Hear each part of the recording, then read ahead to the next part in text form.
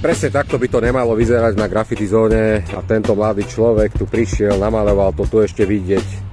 Vec, ktorá bola predtým, tu ďalšia, hej, to sa proste nemá robiť. Vždycky by si to mal pekne vytreť dookola, urobiť background, potom malovať, alebo ináč namalovať a potom urobiť background.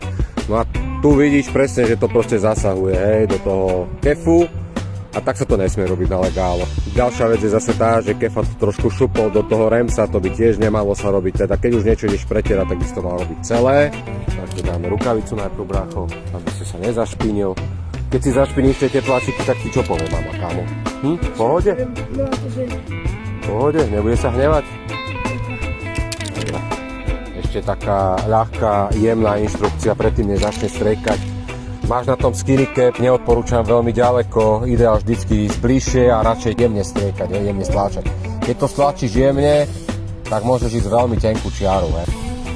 Ako aj nás, keď si robil vlastne, hej, tie prvé línie, jak si vypisoval vlastne tie písmenka, tú kostru, tak môžeš to začať aj tu robiť, kámo, a mal by si hlavne vedieť, odkiaľ pokiaľ pôjdeš. To znamená, aby si to vedel nejak aj proporčne rozhodiť tú vec, hej, že máš proste nejaký vymedzený priestor odkiaľ tam, aby sa ti nestalo, že teda pôjdeš niekde viacej teda naľavo alebo napravo, aby si niekomu nezašiel do pisu, hej, ako to túto totočiny urobili. Takže dobre, môžeš si to načrtnúť, keby si veľmi chcel a vieš, že máš 5 písmen alebo 4 písmena, môžeš si urobiť aj, že bodky, hej, že dáš 4 písmena, 1 bodka, 2, 3, 4, 5 a máš to pekne rozdelené. Načrtni si vlastne tú kostru.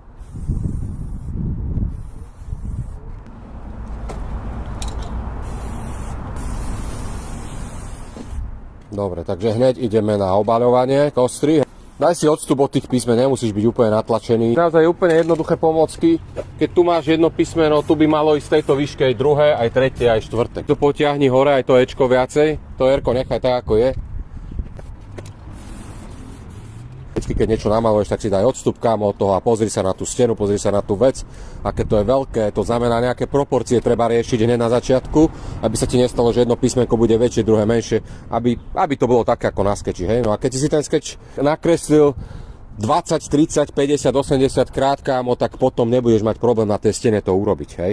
To je zámer toho, že skečuješ. Preto hovorím vždycky, že to skečovanie je brutálne dôležité. Poďme urobiť, kámo, pekne teraz tie svaly, hej, na tú kostru, aby tie písmenká držali pokope.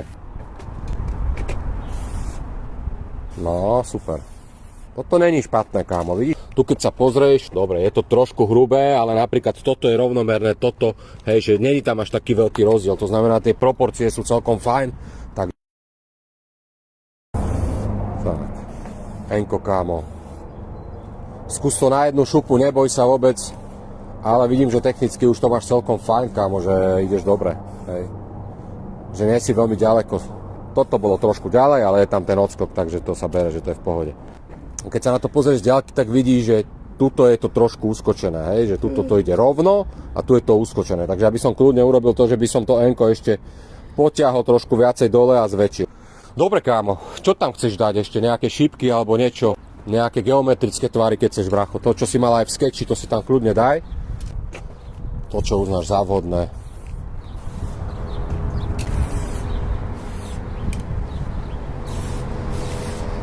Dobre.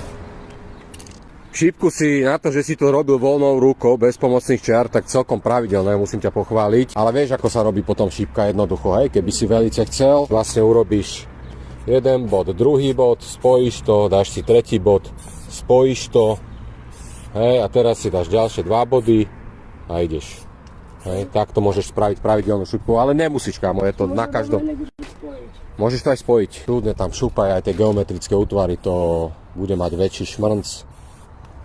Je to fajn. Hej. Vôbec sa neboj experimentovať a ťahaj rýchle čiary, aby to mohlo ísť, povedzme, tak,